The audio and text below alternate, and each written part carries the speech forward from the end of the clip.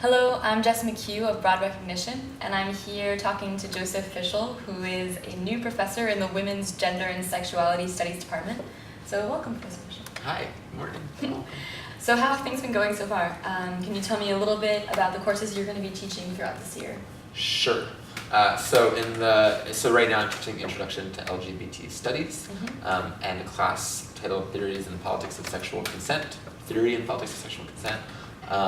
And they were great. The Intro LGBT Studies is a combination of the various staple texts you would see in most gender sexuality studies courses, plus texts that I think are compelling for the contemporary moment and that I'm interested in, and that I think students will be interested in. And that's been going very well. And then Theories and Politics of Sexual Consent looks at consent, a broader political theoretic perspective on consent, some good feminist and legal theory on consent, and then applies them to various controversial phenomena that hopefully illuminate, consent in its various dimensions. And in the spring I'm teaching a class called Sexuality and Social Justice that also looks at dominant, mostly liberal philosophies of social justice and asks how can they inform our thinking about sexuality, and how can current thinking about sexuality inform theories of social justice. Great. Yeah. So as you kind of discussed a little bit, your research and academic interests are centered around the intersection of politics, law, and sexuality. What first interested you about this field of study, and in what specific instances do you study this kind of interplay? Okay, so I have had two competing or parallel interests for a long time. When I got to college, I thought that knowledge could save the world and make everything better, and I wanted to, so I became very interested in social justice and theory of social justice, and my plan was to be the new Karl Marx, and that I don't know if that's been successful so far, but so that was one end of things, and then I discovered that people have thought about gender and sexuality, that it's not just the thing you inhabit or the thing you do, on a Saturday night. So that was awesome, and I got really inspired by gender and sexuality scholars. So the point of convergence was thinking about political theory, and I also ended up pretty attracted to law, so thinking about political theory and the role of law and scholarship and issues of gender and sexuality, and so that's all triangulated onto thinking primarily, I think, about the legal regulation of sexuality and sex offenders and youth sexuality and consent, mainly in U.S. law and media. Nice. Yeah, that's really interesting. Yeah. So you went to graduate school for political science, that's right? Yes. And what did you end up writing your dissertation on? So I'm on all of that. I was in political science at the University of Chicago, and my dissertation is titled "Sex and Harm in the Age of Consent," and hopefully it'll be a book someday in the next year or so. Cool. And so it focuses on law and media portrayals, contemporary law and media portrayals of sex offenders, youth, and consent. Right. And the quick final thought, how I got to all of that was, it seemed when I first started this research that sex offenders were in some ways the new queers, the new sexual marginalized subjects, and so I found that really compelling, but of course it turns out that's not the whole story, because gay people as a class don't harm people, and some sex offenders do, and so there needed to be a much more nuanced approach to thinking about questions of sex offense and youth and vulnerability, and just sort of saying, they're the new outside. So that's what compelled me to think about all this. And what is your research focusing on right now? It's continuing onward. So I am trying to develop the dissertation into a book. Right.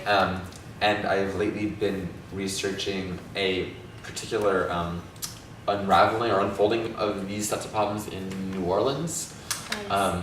So I've been doing research there, and plan to continue doing research there.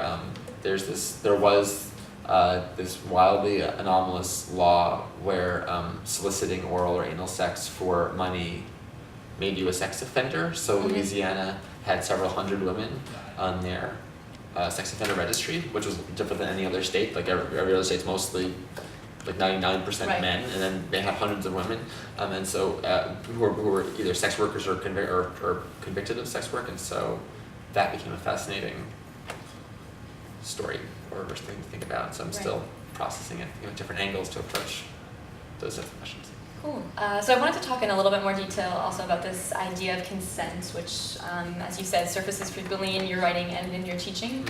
And I've noticed in the past few years, seemingly more than before to me, it's been quite the issue in the media with Penn State and Julian Assange. And I was wondering if you had an idea why this has become such a public idea now, as opposed to, say, 15 years ago.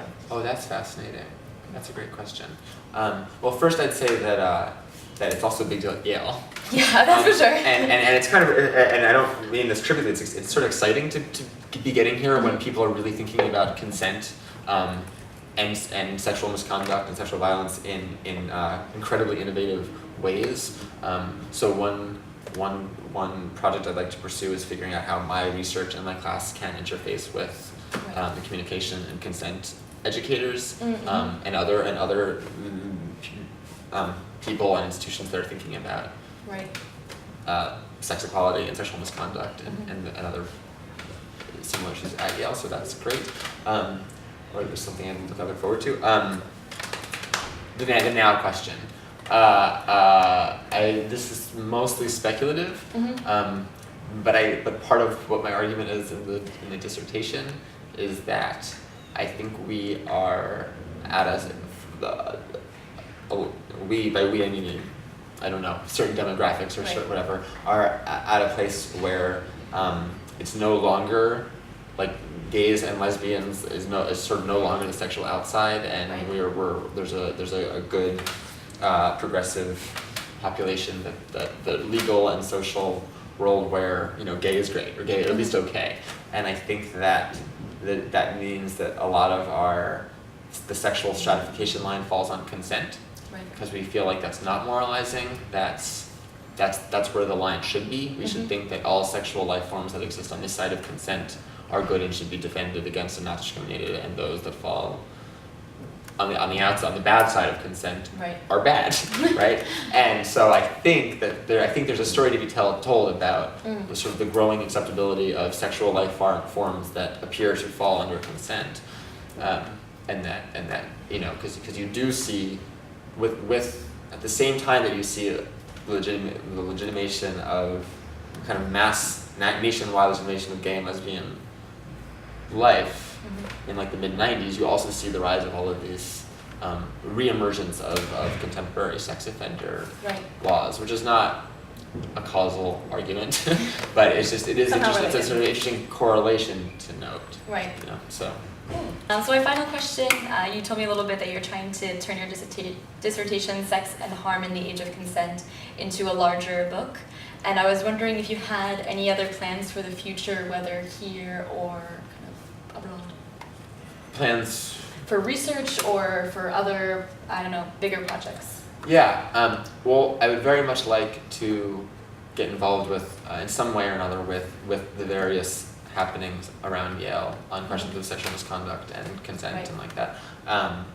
I hear Sex Week is a big deal here, and I think that my research and work should contribute that in some way, while perfectly respecting the fact that I think it's really a student thing. So, but and I think IVQ is coming here in the winter, which is a queer student conference, which is awesome. It was at Brown last year where I was, and it was terrific. I'd like to be able to help contribute to that.